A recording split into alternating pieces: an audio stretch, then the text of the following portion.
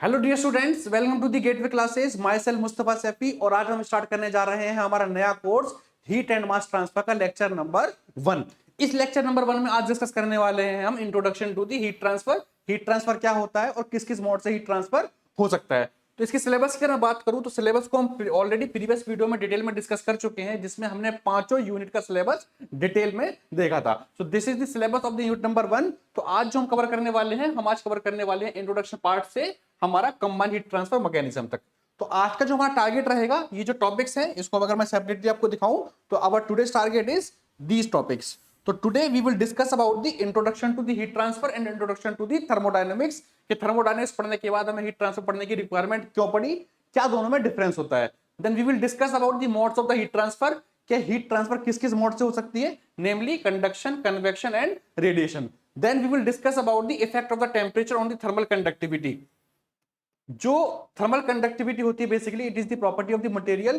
तो इस property of the material पे अगर हम टेम्परेचर को घटाएंगे या बढ़ाएंगे तो इस कंडक्टिविटी पे क्या इफेक्ट आता है, we will see that also. And then we will go to the introduction to the combined heat transfer mechanism, कि अगर ये कंडक्शन, कन्वेक्शन, रेडिएशन कंबाइंडली अगर होंगे तो उस केस में हम कैसे हीट ट्रांसफर रेट को कैलकुलेट कर सकते हैं। And lastly we will discuss about the heat conduction through the material of the variable thermal conductivity. Means अगर किसी मटेरियल की कंडक्टिविटी वेरी कर रही होगी टेम्परेचर के साथ, तो कैसे उस केस में आप हीट ट्रांसफर रेट कैलकुलेट करेंगे। तो आज का हमारा ये टारगेट है, इसको हम आज लेक्चर नंबर 1 में पूरा कंप्लीटली कवर कर लेंगे। तो कोर्स को स्टार्ट करने से पहले हम कोर्स की डिटेल जान लेते हैं। इस कोर्स पे जो आपको प्रोवाइड करेंगे, we will provide you the recorded video lectures. आपको पूरे टॉपिक्स के जितने भी टॉपिक सिलेबस में स्पेसिफाइड है, we will provide you the recorded video lectures, we will provide the PDF notes and also we will provide you some practice numerical questions. कुछ question आपको provide किए जाएंगे जो आप इजीली घर पे सॉल्व कर सकते हैं आफ्टर अटेंडिंग दी लेक्चर्स। इस कोर्स की ना फीस की डिटेल में बात करूं तो फीस जो है इस कोर्स की, the full course fee is only 799 rupees. इस कोर्स को आप 799 रुपए में इजीली अवेल कर सकते हो। बट अगर आप इस कोर्स को 31 अगस्त से पहले पहले HMT 200 कोड लगाएंगे तो आपको 200 रुपीज का डिस्काउंट मिल जाएगा और आपको ये कोर्स इजीली 599 रुपीज में मिल जाएगा। और आपको कोर्स लेना कहां से है, तो कोर्स लेने के लिए आपको सिंपली गेटवे क्लासेस की एप्लीकेशन डाउनलोड करना है। इस गेटवे क्लासेस की एप्लीकेशन डाउनलोड करने के बाद आपको HMT का कोर्स वहां पर लिस्टेड मिल जाएगा, जहां पर आप इस कोर्स को इजीली अवेल कर सकते हैं।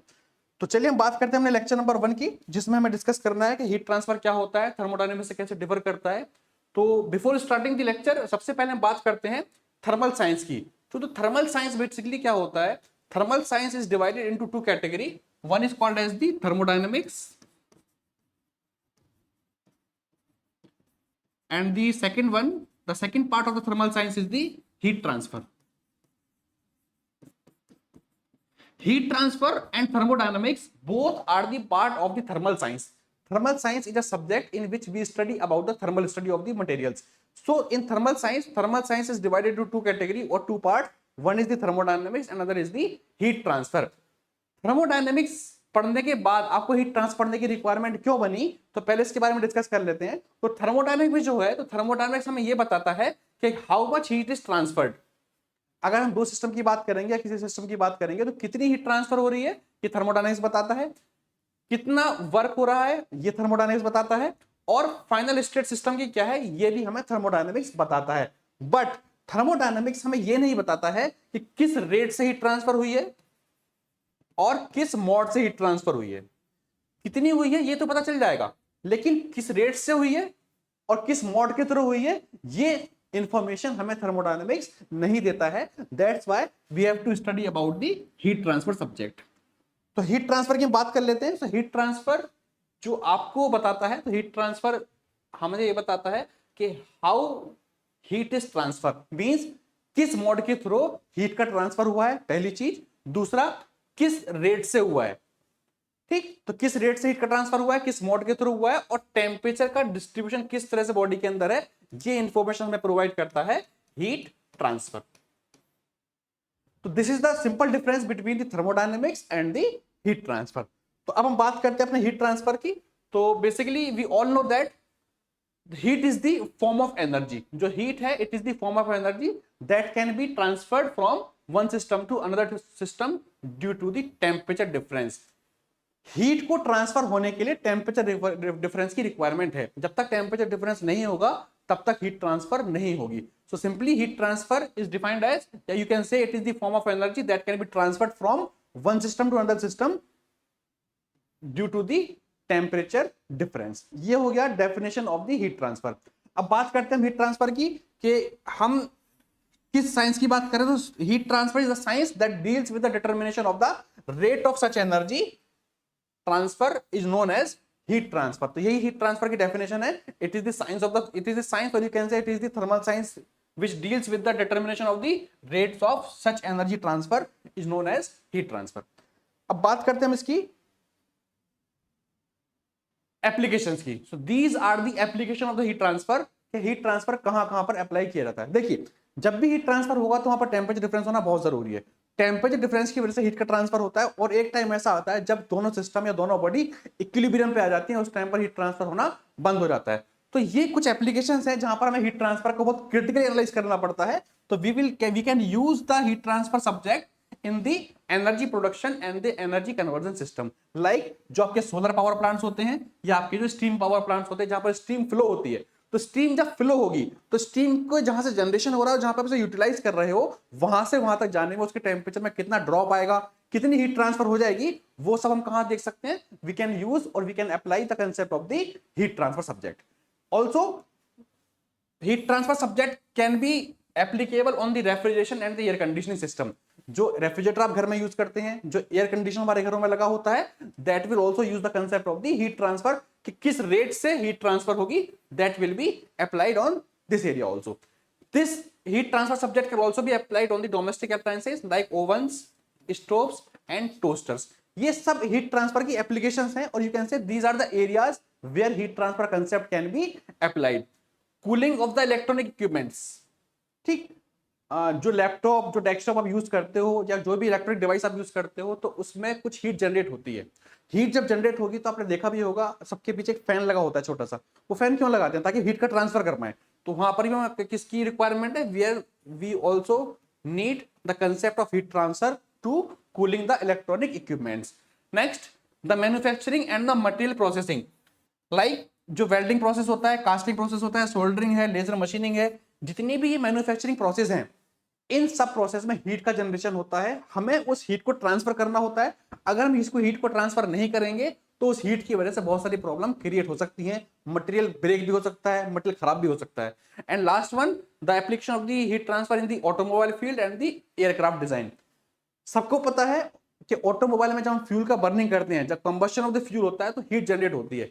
अगर वो हीट इंजन से बाहर ट्रांसफर ना की गई तो इंजन के लिए बहुत खतरनाक साबित हो सकती है। That's why we need the concept of heat transfer in the automobile and the aircraft design also. So these are the some common areas of the application of the heat transfer. इसके अलावा भी बहुत जगह पर heat transfer में apply कर सकते हैं, जैसे कि जो रूफ होती है, जो छत होती है, बहुत सी बिल्डिंग्स में हीट ट्रांसफर करने के लिए हम छत को डिजाइन करते हैं कि किस तरह से हीट का कंडक्शन होगा, किस तरह से हीट ट्रांसफर होगी, कितनी हीट ट्रांसफर होगी। Everything can be study in the subject of the heat transfer. So these all are the application of the heat transfer. So this is about the overview of the subject heat transfer। का heat transfer क्या होता है, क्या इसकी applications होती हैं। तो चलिए बात करते हैं सबसे पहले हम इसके मोड्स की। तो ये नॉन फैक्ट है कि हीट जब ट्रांसफर होती है तो heat always transfer from high temperature to low temperature. ये नॉन फैक्ट है कि हाई टेम्परेचर से लो टेम्परेचर की तरफ हीट का ट्रांसफर होगा। कभी भी लो टेम्परेचर से हाई टेम्परेचर की तरफ हीट का ट्रांसफर नहीं हो सकता है। ठीक, तो अगर हाई टेम्परेचर से लो टेम्परेचर की तरफ हीट का डिफरेंस, हीट का ट्रांसफर होगा, तो इसको ही बोलेंगे हम लोग हीट ट्रांसफर। ठीक, नाउ ये जो हीट का ट्रांसफर है, the heat is transferred by the three modes. तो हाई टेम्परेचर से लो टेम्परेचर की तरफ से हीट ट्रांसफर होगी तो तीन मोड ऐसे होते हैं जिसके थ्रू हीट का ट्रांसफर हो सकता है। उनका नाम है conduction, convection and radiation. These three are the modes of the heat transfer. यानी हीट जो ट्रांसफर हो रही है due to the temperature difference, वो तीन मोड के थ्रू हो सकती है।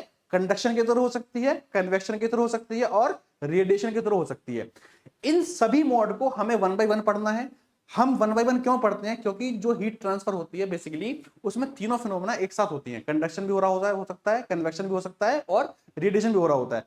बट हमें इनको सेपरेटली पढ़ने की रिक्वायरमेंट इसलिए है कि अगर हम इसको कंबाइनली पढ़ेंगे तो हमारे समझ में नहीं आ पाएगा। तो what we have to do, we have to study one mode at one time. तो पहले हम कंडक्शन पढ़ेंगे, फिर कन्वेक्शन पढ़ेंगे, फिर रेडिएशन पढ़ेंगे, then we will combine all the modes of the heat transfer in one way. So these are the modes of the heat transfer. के heat transfer जो होगी वो 3 मोड से हो सकती है, कंडक्शन, कन्वेक्शन एंड रेडिएशन। अब बात करते हैं हम लोग कंडक्शन की, कंडक्शन क्या होगा। So the mode of heat transfer in which heat transfer takes place from the high temperature to the low temperature region। अगर किसी भी सिस्टम में, किसी भी बॉडी में हीट का ट्रांसफर हो रहा है हाई टेम्परेचर से लो टेम्परेचर की तरफ, ठीक। अब ये हीट का ट्रांसफर किस वजह से हो सकता है, हाई टेम्परेचर से लो टेम्परेचर की वजह से। इसके 3 रीजन हो सकते हैं, ठीक। It might be due to the random collision of the molecules, जो मटेरियल या बॉडी के अंदर जो मॉलिक्यूल्स हैं उनके रैंडम कोलिजन की वजह से। क्योंकि जब हीट ट्रांसफर होगी तो मॉलिक्यूल्स बॉडी के अंदर होंगे, उनके अंदर रैंडमली कोलिजन स्टार्ट हो जाएगा, मॉलिक्यूल्स इधर उधर भागेंगे, जब भागेंगे तो उनके अंदर कोलिजन होने के चांसेस बहुत ज्यादा बढ़ जाएंगे। This is the first reason due to which heat can be transferred. Second one, due to the vibrational interaction. जब वाइब्रेशन होगा तो लैटिस जो लैटिस होता है मटेरियल का, उस लैटिस में वाइब्रेशन जब होगी तो लैटिस वाइब्रेशन की वजह से भी हीट का ट्रांसफर हो सकता है। And third, by the free electrons. Metal में फ्री इलेक्ट्रॉन्स जो होंगे, उन फ्री इलेक्ट्रॉन्स की वजह से भी हीट ट्रांसफर हो सकती है। तो conduction phenomena simply it is defined as in which heat transfer takes place from high temperature region to the lower temperature region by either of one or maybe combination of two। किस किस की वजह से, random collision की वजह से, vibrational interaction की वजह से, या बाय द फ्री इलेक्ट्रॉन्स। ये 3 रीजन है जिसकी वजह से हीट का ट्रांसफर हो सकता है। इसका एग्जांपल अगर मैं कंडक्शन की बात करूं तो कंडक्शन का जो बेस्ट एग्जांपल है, अगर हम किसी मेटल की रॉड को एक तरफ से हीट करें, अगर ये मान के चलो मेटल की रॉड है, इसको मैं एक तरफ से अगर हीट करूंगा तो कुछ टाइम के बाद आप देखोगे जहां जहां मैंने पकड़ा हुआ है इसकी हीट का ट्रांसफर धीरे धीरे ऊपर की तरफ आएगा, और जहां मैंने पकड़ा हुआ है यहां से गर्म हो जाएगा।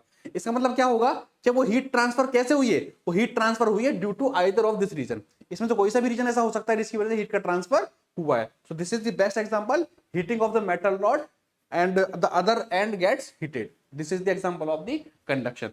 One important thing, generally the conduction takes place in solids। जो कंडक्शन की फिनोमेना हम बात कर रहे हैं, तो कंडक्शन जो होगा जनरली वो सॉलिड में ही होगा। जहां भी हम सॉलिड की बात करेंगे, मेटल की बात करेंगे या किसी भी सॉलिड की बात करेंगे, तो किसी भी सॉलिड में जो हीट का ट्रांसफर होगा वो सिर्फ और सिर्फ कंडक्शन की वजह से होगा। So we have to remember it that it takes place only in solids. Now you can see this is the combined mechanism of the conduction, convection and radiation, because we are studying about the conduction। तो हम conduction पहले पढ़ रहे हैं तो conduction समझ लेते हैं। This is the example। अगर हम किसी बर्तन में या किसी भी कंटेनर में अगर हम किसी लिक्विड को हीट अप करेंगे, तो हीट करने के बाद जो उसका मटेरियल रहेगा तो धीरे धीरे क्या हो जाएगा, ये गर्म हो जाएगा। तो हीट का ट्रांसफर कैसे हो रहा है, due to the, it might be due to the electrons, it might be due to the lattice vibration, और it might be due to the collision of the molecules. किसी एक वजह से, या हो सकता है एक से ज्यादा कॉम्बिनेशन अगर बैठ रहा होगा तो उसकी वजह से हीट का ट्रांसफर होगा और धीरे धीरे हीट आगे की तरफ ट्रांसफर होती रहेगी। तो this is the conduction phenomena. Now अब बात करते हैं हम इसके बेसिक गवर्निंग लॉ की, कि कंडक्शन में हम किस गवर्निंग लॉ से हीट ट्रांसफर पता करेंगे। बेसिकली हम जो कंडक्शन, कन्वेक्शन और रेडिएशन पढ़ेंगे, इन कंडक्शन, कन्वेक्शन, रेडिएशन को पढ़ने के बाद हमें यही पता होना चाहिए कि हम किस लॉ के थ्रू या किस लॉ को हम यूज करेंगे जिसकी हेल्प से हम कंडक्शन, कन्वेक्शन और रेडिएशन के थ्रू हीट ट्रांसफर पता कर सकते हैं। तो बेसिक गवर्निंग लॉ, अगर मैं कंडक्शन की बात करूं तो बेसिक गवर्निंग लॉ कंडक्शन के लिए जो रहेगा that is your Fourier law of conduction. यानी कि फोरियर ने एक लॉ दिया था जिसके थ्रू हम कंडक्शन हीट ट्रांसफर पता कर सकते हैं कि किसी भी सॉलिड में कितना हीट ट्रांसफर आपका होगा। So Fourier law will be the basic governing law for the conduction heat transfer। अब conduction heat transfer के लिए ये कहता क्या है, what Fourier law states। तो Fourier law का सिंपल सा स्टेटमेंट है, the rate of heat flow by the conduction in given direction is directly proportional to the area normal to the heat flow path and it is also proportional to the temperature gradient। Now what is temperature gradient? Temperature gradient is nothing but ये होता है change of temperature with respect to the length. जब भी heat आगे की तरफ ट्रांसफर होगी तो लेंथ के साथ साथ कैसे टेम्परेचर चेंज हो रहा है, this change in temperature with respect to length is called as temperature gradient. You can see from the diagram, ये दिस इज दी TH, ये हायर टेम्परेचर है, और ये T C which is the lower temperature, ये side आपकी lower temperature है। तो जैसा हमने डिस्कस किया कि हीट हमेशा कहां से कहां की तरफ ट्रांसफर होगी, heat always transfer from high temperature to low temperature body. अब जिस मटेरियल से भी ये ट्रांसफर हो रही होगी तो उसका जो भी परपेंडिकुलर एरिया आएगा हीट फ्लो पाथ में, ये हीट फ्लो हो रही है, इसके पाथ पे जो भी परपेंडिकुलर एरिया आएगा, एक तो ये उसकी प्रोपोर्शनल में रहेगी, it is proportional to the area perpendicular to the heat flow path and also the temperature gradient. अब टेम्परेचर ग्रेडियंट क्या होगा, यहां से यहां तक जो टेम्परेचर में डिफरेंस आएगा means dt with respect to its length dx. So dt upon dx is called as the temperature gradient. तो अगर मैं मैथमेटिकली बात करूं इस स्टेटमेंट को, तो फोरियर ने ये कहा कि जो हीट ट्रांसफर है that is proportional to the area perpendicular area जहां पर हीट कंडक्ट हो रही है, and heat conduction is also proportional to the temperature gradient dt over dx। ये फोरियर का स्टेटमेंट है जिसके अकॉर्डिंग उसने बताया कि हीट कंडक्शन जो हो रही होगी वो किस किस के प्रोपोर्शनल में हो रही होगी। तो अगर इन दोनों का मैं कंबाइन लिखूंगा तो Q conduction is proportional to the A into dt over dx।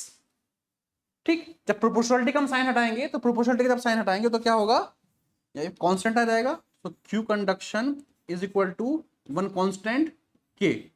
Negative sign मैंने यूज किया, क्यों यूज किया अभी डिस्कस करेंगे। तो माइनस के this is the proportionality constant into A into dt over dx। So this is the formula by the Fourier law कि हम कैसे फोरियर लॉ को यूज करके हीट कंडक्शन की वैल्यू को फाइंड आउट कर सकते हैं। वेयर अब जो हमने ये सिंबल यूज किए हैं यहां पे आप देख सकते हैं सब लिखा हुआ है, Q is the heat flow through the body per unit time. ये Q है बेसिकली, ये Q हमने स्मॉल रिप्रेजेंट किया है, यहाँ पर Q लिखा हुआ है। तो Q is the heat flow from the body by the conduction and the unit of the heat is what. ये हमेशा किस पे रहेगी, वॉट में रहेगी। A is the surface area जो कि मीटर स्क्वायर में रहेगा, एंड कौन सा सरफेस एरिया आएगा, this is the perpendicular area. जिस भी डायरेक्शन में हीट फ्लो हो रही है उसके जो परपेंडिकुलर वाला एरिया आएगा that is we have to taken, वही हमें लेना है। dt is the temperature difference between the two faces of the block and dx is the thickness of the body। जो बॉडी की थिकनेस है तो dt upon dx ये हो जाएगा आपका temperature gradient. k is the constant and also known as the thermal conductivity of the material। इस topic को हमें सेपरेटली पढ़ना है थर्मल कंडक्टिविटी को। तो k जो हमने कांस्टेंट की बात की है तो k is the constant which is called as thermal conductivity of the material and it is the property of the material। Why we use negative sign. अब बात करते हैं कि हमने नेगेटिव साइन यहां पर यूज क्यों करा। देखिए अगर मैं यहां पर बात करूं हीट ट्रांसफर की,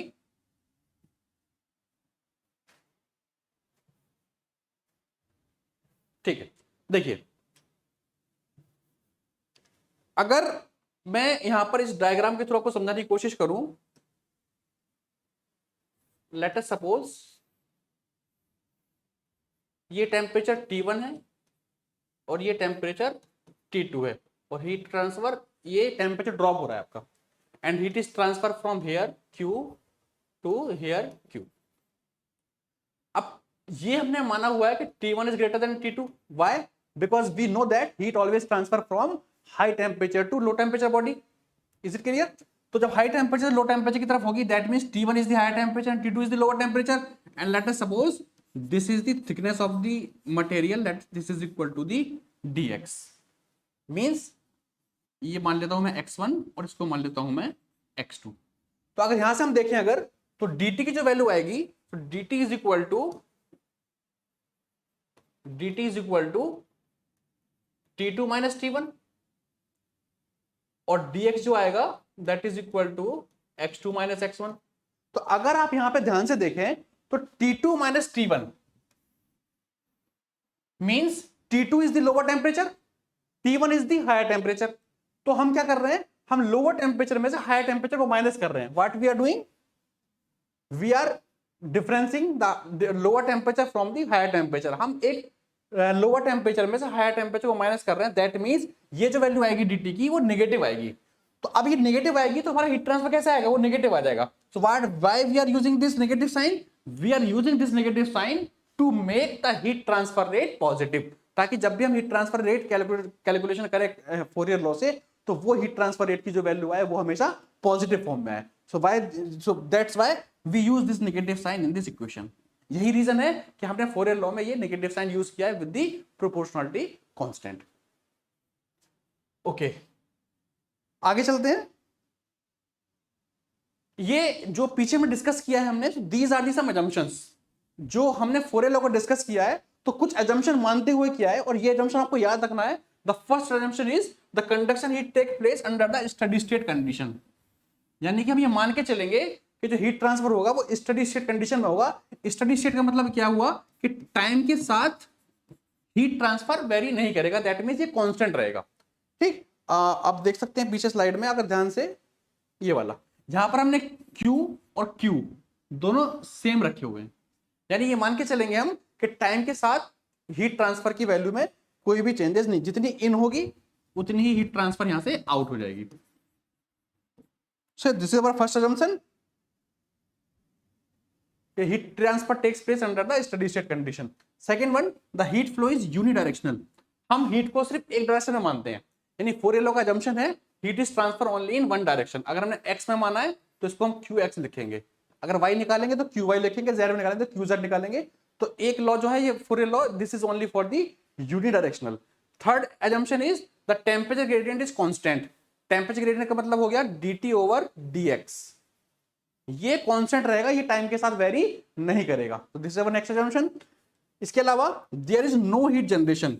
जिस भी मटेरियल से या जिस भी बॉडी से हीट का ट्रांसफर होगा उस बॉडी के अंदर खुद से हीट जनरेट नहीं हो रही होगी, तो हमारा अजम्पशन ये रहेगा कि उस बॉडी में कोई भी हीट जनरेशन नहीं हो रहा है। And the last one, the material is homogeneous and the isotropic, यानी जो मटेरियल की प्रॉपर्टी है वो होमोजेन मतलब की आइसोट्रोपिक है और होमोजेनियस, यानी कि हर डायरेक्शन में हर प्रॉपर्टी की वैल्यू सेम है। तो these are the some assumption in the Fourier's law, कि जब हम फोरियर्स लॉ अप्लाई करेंगे तो ये अजम्पशन हम मानते हुए चलेंगे। इन्हीं अजम्पशन पर बेस्ड हमने फोरियर लॉ की इक्वेशन निकाली थी, Q is equal to minus के KA dt ओवर dx। चलिए आगे चलते हैं। जो कांस्टेंट हमने लिया था थर्मल कंडक्टिविटी, तो basically thermal conductivity is represented by the symbol K। इसको हम K से रिप्रेजेंट करते हैं। तो बात कर लेते हैं हम लोग थर्मल कंडक्टिविटी डिफाइन कैसे करेंगे। तो अभी थोड़ी देर पहले हमने देखा जो Q होता है कंडक्शन, यानी heat transfer by conduction is equal to Q KA dt over dx as per the Fourier law. ये फोरियर लॉ से हमने देखा अभी थोड़ी देर पहले कि किसी भी मटेरियल से जब हीट का ट्रांसफर होगा कंडक्शन के थ्रू तो उसकी इक्वेशन आती है माइनस के KA dt ओवर dx। तो Q is equal to minus के KA dt, जो थोड़ी देर पहले मैंने बात की थी अभी यहाँ पर, that is equal to the T2 minus के T1 अपॉन x2 माइनस के x1। जिसको मैंने एक्सपेंड कर दिया dt upon dx means temperature gradient को। Further Q is equal to minus के KA, तो माइनस को मैं बना देता हूं यहाँ पर प्लस, तो नेगेटिव साइन कॉमन जब ले लूंगा तो यहाँ कितना बचेगा T1 माइनस के T2, और नीचे एज इट इज रहेगा x2 माइनस के x1। नेगेटिव साइन मैंने कॉमन निकाल लिया, तो कॉमन निकालने के बाद क्या होगा, ये T2 T1 किस में कन्वर्ट हो जाएगा, T1 माइनस T2 में। Then Q is equal to KA, तो अब मैं इसको लिख देता हूं del T upon del x. ये इक्वेशन आ गई मेरी heat conduction equation by the Fourier law. बस फर्क क्या होगा यहाँ पर डेल्टा टी की जो वैल्यू है आपकी, वो डेल्टा टी की वैल्यू है यहाँ पर आपके पास T1 माइनस T2, ये इसको हमने इंटरचेंज कर दिया है। अब अगर मैं इस इक्वेशन में जो हीट कंडक्शन की इक्वेशन आई है, इफ वी अप्लाई, यहां से मैं अगर K की वैल्यू निकालूं तो K इज इक्वल टू कितना आ जाएगा, that is equal to the Q upon by quantity नीचे की तरफ आ जाएगी, means A into dt over dx। ये K की वैल्यू आ गई है। अब अगर मैं इसे पुट करूं, if A is equal to 1 metre square and dt over dx is equal to 1 degree centigrade per metre,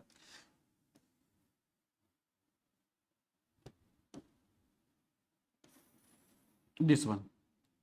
तो अगर मैं इस इक्वेशन में K is equal to Q upon A into dt over dx में ए को 1 metre square, यानी कि ये मान लो कि कोई हीट ट्रांसफर अगर हो रही है वो उस मटेरियल के थ्रू हो रही है जिसका एरिया कितना है, cross sectional area 1 metre square, और टेम्परेचर ग्रेडियंट कितना है, वो यूनिटी है, that means 1 degree centigrade per minute, यानी कि 1 मीटर की डिस्टेंस और 1 डिग्री सेंटीग्रेड का टेम्परेचर डिफरेंस। तो इसको जब मैं सब पुट करूंगा तो पुट करने के बाद जो मुझे वैल्यू मिलेगी, आपके पास जो वैल्यू आएगी that is equal to, after putting the value you will get K is equal to Q।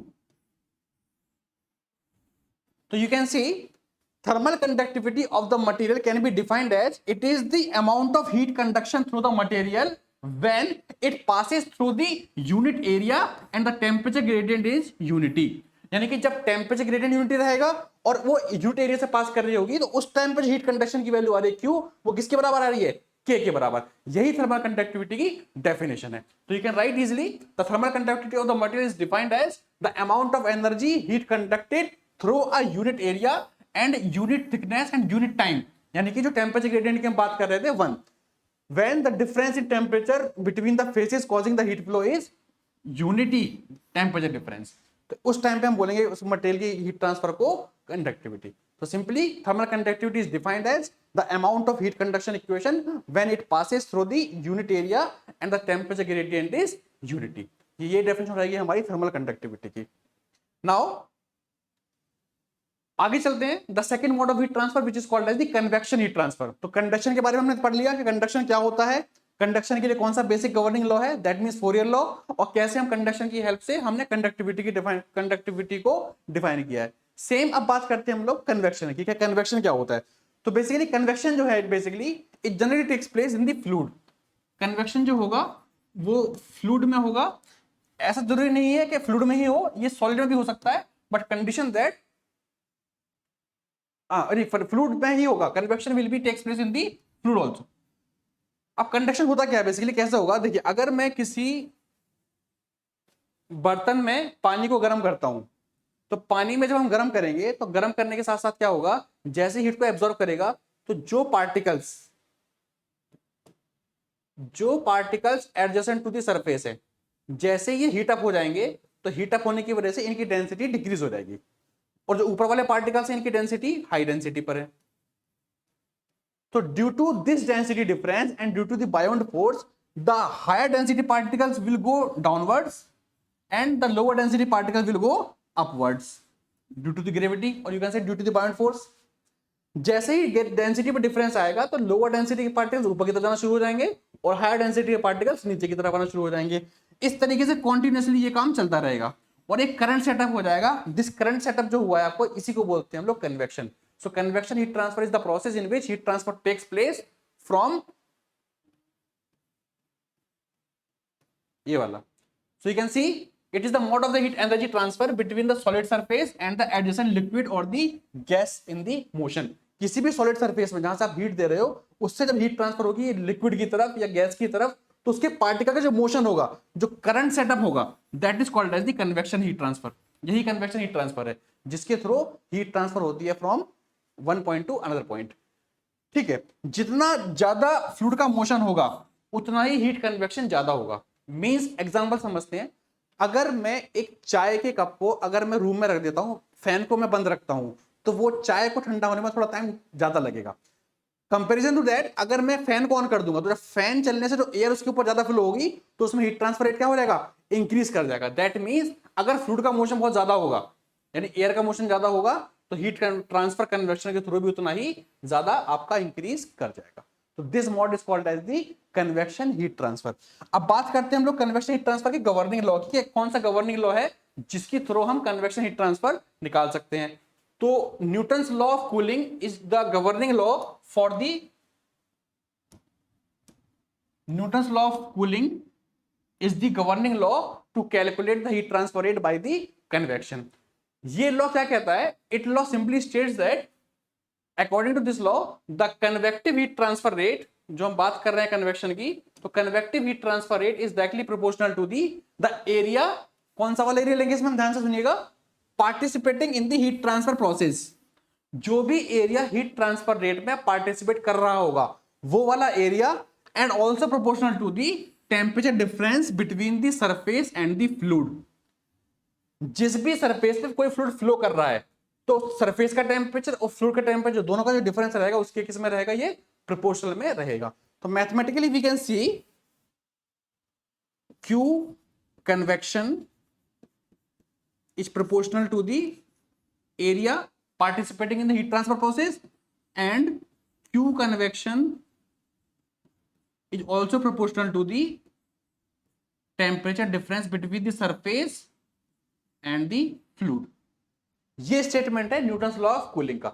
अब मैथमेटिकल में दोनों को मैं कंबाइन कर लूंगा तो Q कन्वेक्शन को मैं लिख दे सकता हूं, Q convection is proportional to A into T surface minus के T fluid, where TS is the surface temperature and TF is the fluid temperature. Fluid means कोई लिक्विड भी हो सकता है और कोई गैस भी हो सकती है।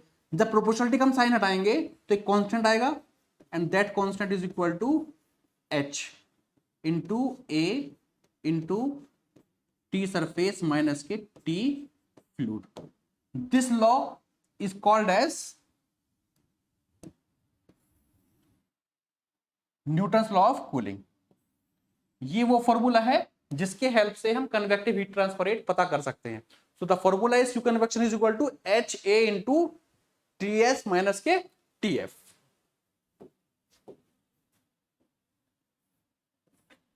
ठीक है, इसको आप ऐसे भी लिख सकते हैं, Q इज इक्वल टू, मैं लिख देता हूं, Q is equal to HA into delta T, where delta T is the temperature difference between the surface and the fluid। अब बात करते हैं हमने क्या क्या यूज किया है। सो Q कन्वेक्शन, ये तो हीट ट्रांसफर रेट हो जाएगा। A is the area which is participating in the heat transfer process, TS is the surface temperature and TF is the fluid temperature, and H is the जो H है आपका, that is the proportionality constant and it is known as coefficient of convective heat transfer and also known as average heat transfer coefficient। इस H का जो नाम है, इसका नाम है एवरेज हीट ट्रांसफर कोफिशिएंट या coefficient of convective heat transfer. अब ये जो convective heat transfer H coefficient जो आया है, basically it depends on the various factors. तो ये कई फैक्टर्स पर डिपेंड करता है। किस किस फैक्टर पर डिपेंड करेगा? सबसे पहला, it will depends on the property of the fluids like density, viscosity, specific heat. अगर किसी भी प्रॉपर्टी में जो थोड़ा बहुत भी चेंजेस आएगा तो उसकी वजह से आपका हीट ट्रांसफर कोफिशिएंट चेंज हो जाएगा। ठीक, किस पर डिपेंड करता है इसके अलावा? और ये फ्लूइड फ्लो पे, कि लैमिनार फ्लो है, टर्बुलेंट फ्लो है। लैमिनार के लिए H की वैल्यू कुछ और आएगी और टर्बुलेंट फ्लो के लिए H की वैल्यू कुछ और आएगी। ठीक, then further it also depends on the convection process. Basically जो कन्वेक्शन हम फिनोमेना पढ़ रहे हैं ये दो तरह की होती हैं। One is the force convection, another is the free convection. ये डिटेल में हम थर्ड यूनिट में पढ़ेंगे, वहां पर हम डिस्कस करेंगे फोर्स कन्वेक्शन क्या होता है और फ्री कन्वेक्शन क्या होता है। तो फिलहाल आप इतना याद रखिएगा, it also depends on the types of convection process, कि फोर्स कन्वेक्शन है या फ्री कन्वेक्शन है। It also depends on the orientation of the body, vertical है, हॉरिजॉन्टल है या इंक्लाइंड है, इस पर भी H की वैल्यू डिपेंड करती है। तो H की वैल्यू चेंज हो सकती है अगर बॉडी का ओरिएंटेशन जरा सा भी चेंज हुआ तो। And lastly it depends on the temperature of the surface and temperature of the fluid. तो आप देख सकते हैं कि H की जो वैल्यू है, यानी कि हीट ट्रांसफर कोफिशिएंट की जो वैल्यू है, it depends on the various factors. अब बात करते हैं हम H की यूनिट की। तो अभी थोड़ी देर पहले हमने जो न्यूटन्स लॉ से निकाला था, HA into T surface minus के T fluid, this is the Newton's law of cooling. यहां से अगर मैं H की निकालूं तो H is equal to Q upon A T surface minus के T फ्लूइड। तो अगर मैं यूनिट की बात करूं तो H की यूनिट जो आएगी, तो Q किस में होता है? Heat, which is in the what पर एरिया। एरिया किस में है? मीटर स्क्वायर में। और टेम्परेचर डिफरेंस, टेम्परेचर किस में आएगा? डिग्री सेंटीग्रेड में। तो what per metre square degree centigrade, या टेम्परेचर अगर केल्विन में है तो आप कैसे लिख सकते हैं? Watt per metre square kelvin. This will be the unit of average heat transfer coefficient H। ठीक है, नाउ अब बात करते हैं हम तीसरे मोड ऑफ हीट ट्रांसफर की, which is called as the radiation heat transfer. तो दो मोड हमने डिस्कस कर लिए हैं, कंडक्शन क्या होता है, कन्वेक्शन क्या होता है, and this is the third and last mode of heat transfer which is called as the radiation. So radiation is nothing but it is the transmission of energy by the electromagnetic radiation और electromagnetic waves. इसके बारे में अलग अलग theories हैं। कुछ theories में कहा गया है कि जो रेडिएशन के थ्रू हीट ट्रांसफर होता है वो इलेक्ट्रोमैग्नेटिक रेडिएशन के फॉर्म में होता है, कुछ ने कहा कि ये वेव्स की फॉर्म में होता है, कुछ ने कहा ये फोटॉन्स की फॉर्म में होता है, बट जो मेजरली है, जो सबसे ज्यादा यूज की जाती है थ्योरी, वो ये कहा जाता है कि हीट ट्रांसफर रेडिएशन के थ्रू होता है, वो इलेक्ट्रोमैग्नेटिक वेव्स की फॉर्म में होता है। तो radiation simply defined as the transmission of energy, और एनर्जी किसकी बात कर रहे हैं हम यहाँ पर, हीट की। So the radiation simply defined as the transmission of heat energy by the electromagnetic radiation. सबसे इंपॉर्टेंट बात, रेडिएशन प्रोसेस के लिए या रेडिएशन फिनोमेना के लिए, रेडिएशन मोड के लिए किसी भी मीडियम की रिक्वायरमेंट नहीं होती है। सबसे इंपॉर्टेंट ये चीज ये है, अगर मैं कंडक्शन की बात करता हूं तो जैसा हमने डिस्कस किया था, कंडक्शन को होने के लिए हमें क्या चाहिए, सॉलिड। कन्वेक्शन कहां होगा, convection always takes place in the liquids और गैसेस। तो यहां पर मीडियम की रिक्वायरमेंट है, लेकिन रेडिएशन एक ऐसा प्रोसेस है हीट ट्रांसफर का जिसमें किसी मीडियम की रिक्वायरमेंट नहीं होती है। That means you can say no medium is required for the propagation of heat energy by the thermal radiation process. Even अगर स्पेस में जहां पर कुछ भी नहीं है, वहां केवल एक ही मोड से हीट ट्रांसफर हो सकता है, that is the radiation heat transfer.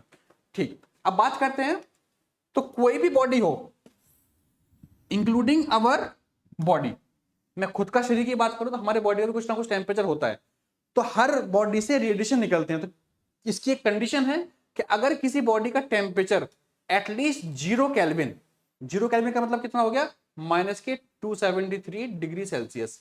तो अगर किसी बॉडी का टेम्परेचर अगर एटलीस्ट 0 केल्विन भी है, तो उस बॉडी से भी थर्मल रेडिएशंस निकलते हैं। Is that clear? तो ये हो गया हमारा इंट्रोडक्शन टू दी रेडिएशन। अब बात करते हैं हम इसके बेसिक गवर्निंग लॉ की। तो जैसा हमने पीछे देखा, कंडक्शन के लिए हम फोरियर लॉ यूज करते हैं, कन्वेक्शन के लिए हम Newton's law of cooling use करते हैं। नाउ रेडिएशन के लिए क्या यूज करेंगे, तो रेडिएशन के लिए हम एक और लॉ यूज करते हैं which is called as the Stefan Boltzmann law. But Stefan Boltzmann law को समझने से पहले हमें कुछ टर्म समझने होंगे, कुछ टर्म्स हैं जो हमें पहले डिस्कस करने होंगे, तभी हम स्टीफन लॉ को समझ सकते हैं। तो पहला टर्म जो आता है इसमें, that is the black body. तो ब्लैक बॉडी क्या होती है, black body is nothing but it is an ideal hypothetical body which emits maximum amount possible amount of thermal radiation and which absorb all the solar radiation falling on it। ये दो property किसी body के पास होती हैं। अगर कोई भी body ये दो प्रॉपर्टी शो करेगी तो उस बॉडी को हम बोल सकते हैं ब्लैक बॉडी। ब्लैक बॉडी लिखा होने का मतलब ये नहीं कि उसका कलर ब्लैक है, ब्लैक होने से कोई फर्क नहीं पड़ता है। कंडीशन उसकी ये है कि ये मैक्सिमम अमाउंट ऑफ रेडिएशन को एमिट करे और maximum amount of solar radiation को ये एब्जॉर्ब करे। ये है ऐसी कंडीशन ब्लैक बॉडी की। अब इसका एग्जांपल की मैं बात करूं तो आइस जो होता है, basically ice is the best example for the black body. अब कहने को आइस ब्लैक कलर का नहीं होता है, ये तो क्रिस्टल क्लियर होता है, बट तब भी हम आइस को ब्लैक बॉडी बोलते हैं because ice emits maximum thermal amount of radiation and also it absorb all the thermal radiation falling on it. ये मैक्सिमम अमाउंट ऑफ रेडिएशन निकालता भी है किसी टेम्परेचर पर और मैक्सिमम अमाउंट ऑफ रेडिएशन को एब्सॉर्ब भी कर सकता है। तो ice is the best example of the black body. तो पहला टर्म तो हमारा हो गया black body. Second term is called as the emissive power, it is denoted by symbol capital E. So emissive power क्या होती है, बेसिकली जितना भी हीट रेडिएशन हो रहा है, so the rate of thermal radiation per unit surface area, जितना radiation होगा per unit area means Q radiation per unit area is called as emissive power. So the heat radiation per unit area is called as the emissive power।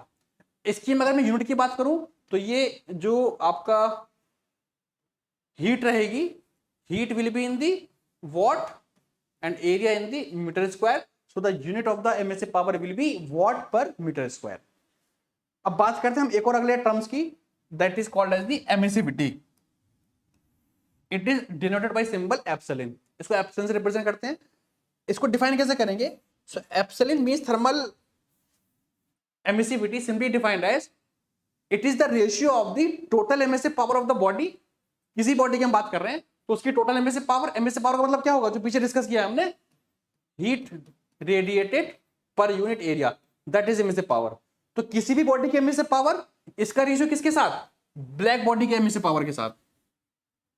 तो ये जो ratio आता है, this ratio is called as emissivity. So simply you can write emissivity is equal to emissive power of the body to the emissive power of the black body.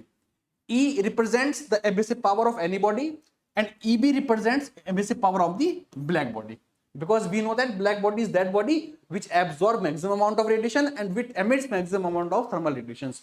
तो epsilon simply defined as the emissive power of the body to the emissive power of the black body. So this is the formula for the emissivity. अब बात करें अगर हम इसकी unit की, तो you can सी ऊपर भी एमिसिव पावर है और नीचे भी एमिसिव पावर है, तो it doesn't have any unit.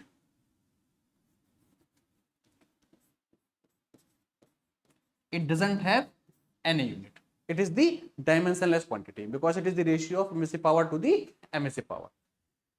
Now, अब ये तीन टर्म पढ़ने के बाद कि ब्लैक बॉडी क्या होता है, एमिसिव पावर क्या होता है और एमिसिविटी क्या होती है, अब हम जाएंगे अपने गवर्निंग लॉ पे जो रेडिएशन के लिए यूज करते हैं, that is the Stefan Boltzmann law. So this is the basic governing law for the radiation heat transfer, according to which heat transfer जो हम यूज कर रहे हैं रेडिएशन के लिए, according to this law the emissive power of the black body is directly proportional to the fourth power of its absolute temperature। ये है Stephen Boltzmann law. Means अगर मैं एमिसिव पावर ब्लैक बॉडी को represent करूं capital E B से, E represents emissive power and B for the black body, तो emissive power of the black body is directly proportional to the its fourth power of its absolute temperature. तो T मान लेता हूं कि ये temperature है body का, absolute temperature, so E B is proportional to T T power 4। Now अब मैं इस E B is equal to, अगर मैं प्रोपोर्शनलिटी के साइन हटाऊंगा तो कांस्टेंट आएगा, that constant is sigma into T की power 4। So this is the Stefan Boltzmann law where you can find out the emissive power of the body by using the temperature only.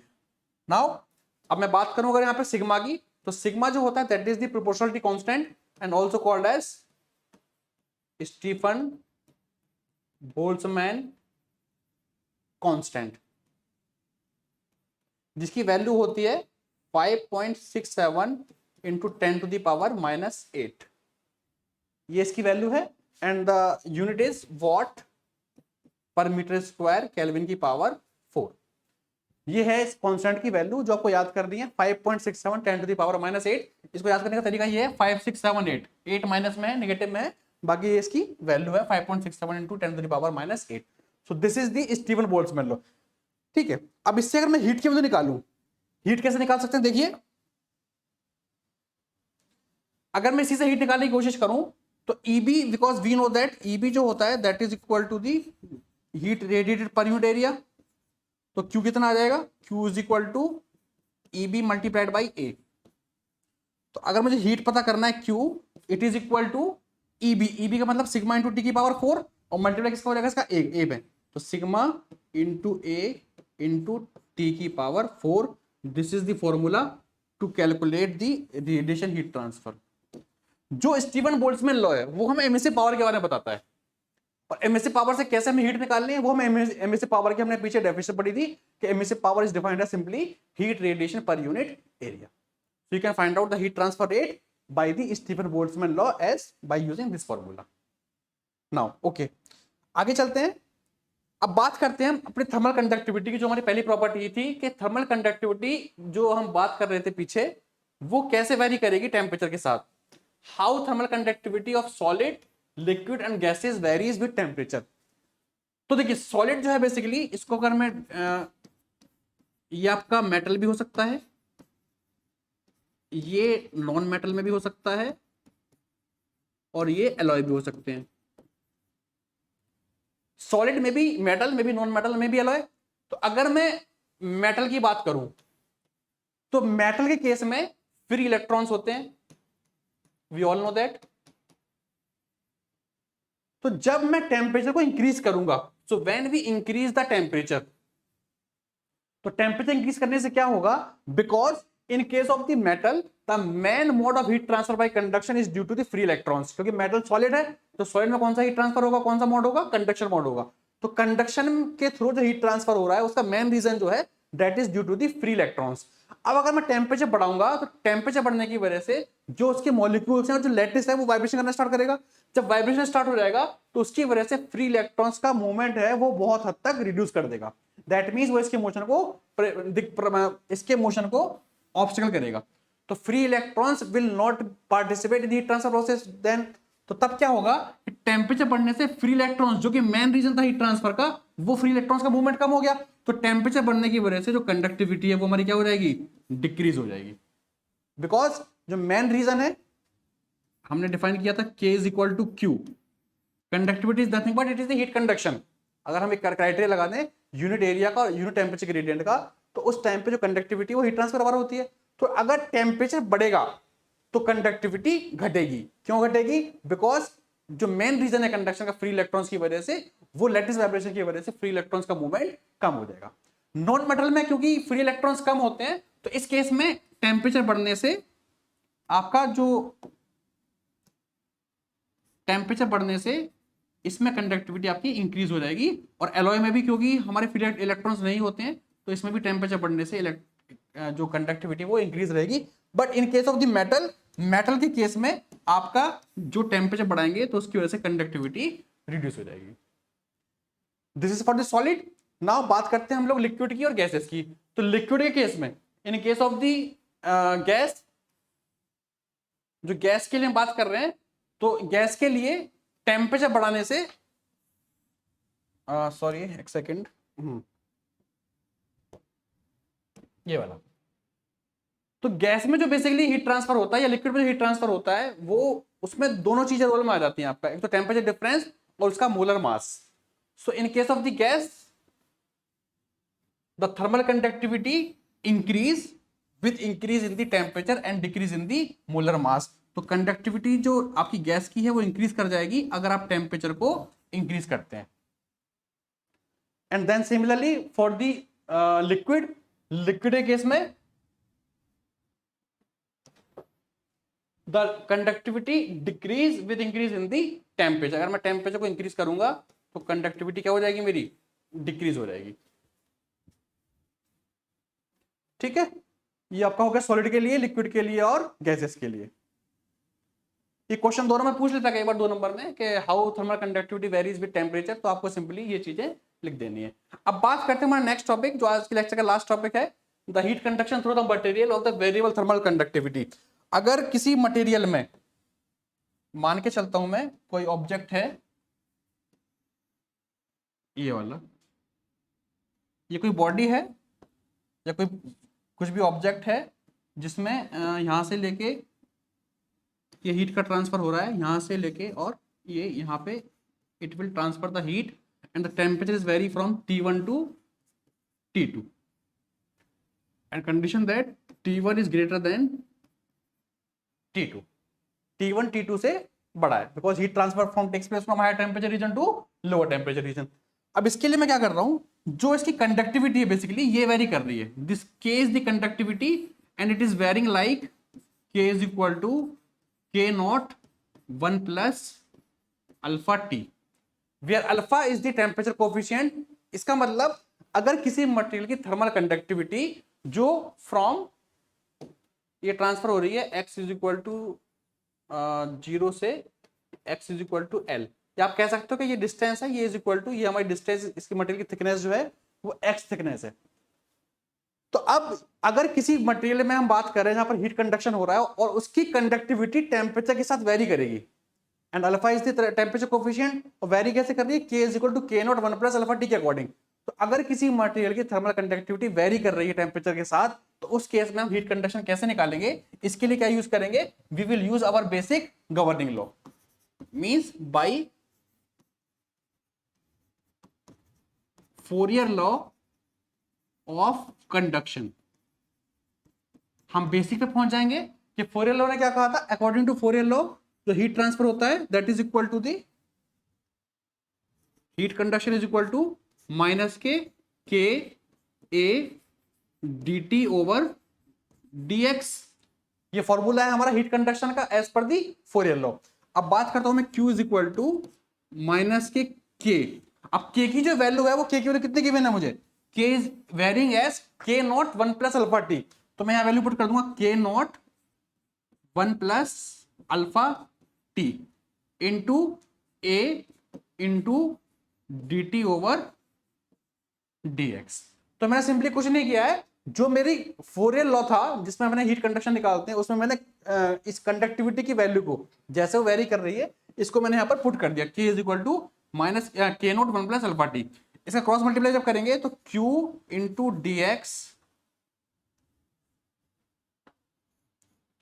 Q into dx is equal to minus K K naught 1 plus alpha T into A और into D T. Is that clear?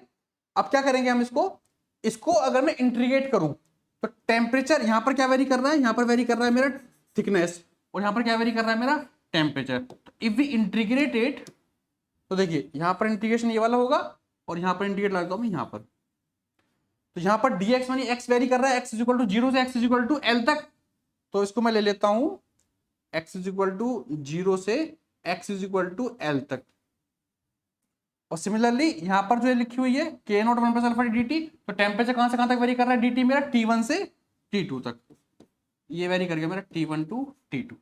तो ये मैंने variables को separate करके इसको integrate कर दिया with in the limit, जो मेरे पास लिमिट है टेम्परेचर वेरी कर रहा है T1 से T2 तक, और जो डिस्टेंस वेरी कर रही है वो वेरी कर रही है मेरी x वाली, x इज इक्वल टू 0 से x is equal to l तक। इंटीग्रेशन जब करेंगे और इंटीग्रेशन करने के बाद जब वैल्यूज पुट कर देंगे लिमिट्स की, तो you will get the value of q into l, ये आ जाएगा इज इक्वल टू माइनस के नॉट, ये कांस्टेंट है, इनटू ए, ये भी कांस्टेंट है, ये बाहर आ जाएगा। अब अंदर बचेगा मेरे पास 1 plus alpha T, 1 plus alpha T into D T, and the limits are varying from T1 to T2।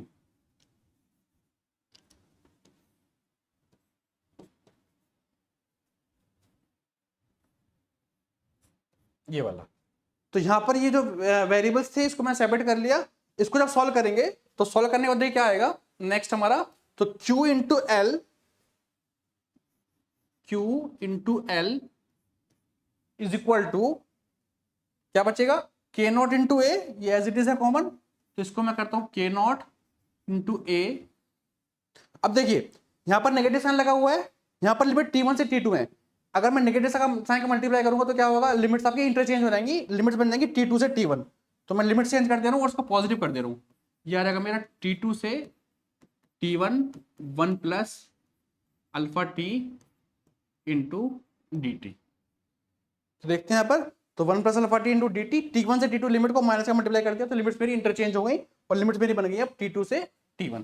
अब इसको सॉल्व कर लेते हैं, Q into L is equal to K not into A into 1 plus alpha T को जब integrate करेंगे तो ये वैल्यू आएगी 1 plus alpha T square by 2, limits put कर देंगे इसके अंदर T2 से T1, सॉरी डी टी, इसका जब 1 का आएगा तो आएगा T plus alpha T square by 2, तो Q into L is equal to K not into A.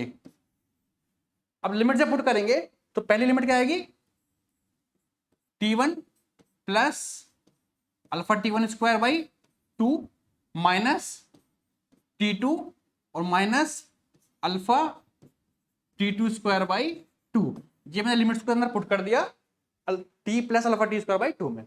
Now further Q into L is equal to K not into A.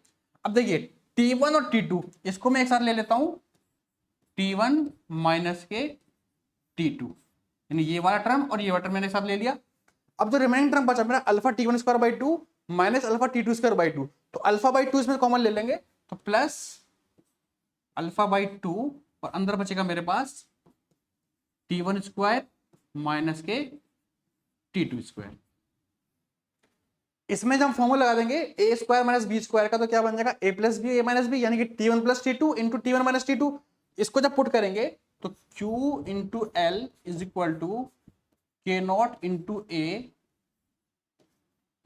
T1 minus के T2 plus alpha by 2, एक बार बन जाएगा T1 plus T2 और एक बन जाएगा मेरा T1 minus T2, bracket close. अब T1 माइनस T2 यहां पर भी आ रहा है, T1 माइनस T2 यहां पर भी, दोनों में से मैं T1 माइनस T2 को क्या कर लूंगा, बाहर कॉमन निकाल लूंगा, तो you will get Q into L is equal to K not into A, K not into A, then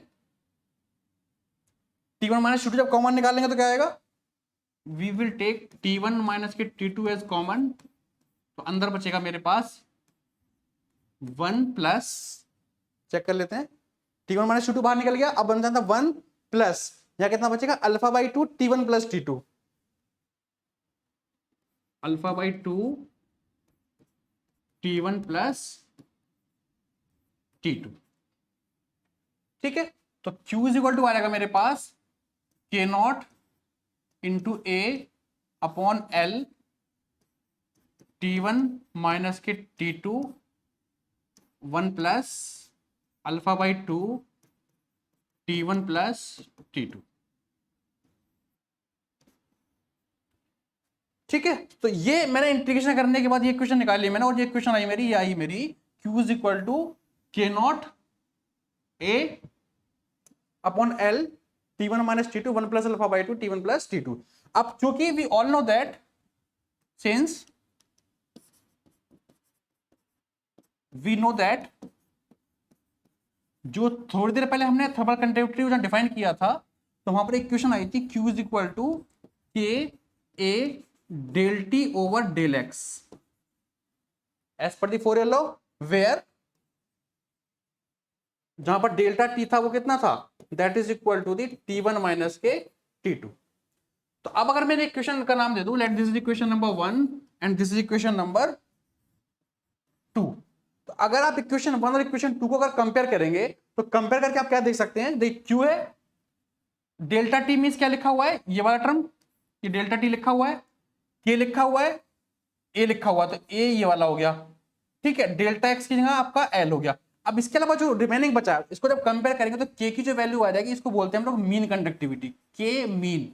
आप लिख सकते हैं यहाँ पर के एम, के एम मीन्स के mean which is equal to, after comparing the equation 1 and equation 2, its value will be equal to the k naught, ये k naught आ गया, a हट जाएगा, l हट जाएगा, डिस्टेंस हट जाएगी, डेल्टा t हट जाएगा, रिमेनिंग क्या बचेगा आपके पास 1 plus alpha by 2 T1 plus T2 bracket closed.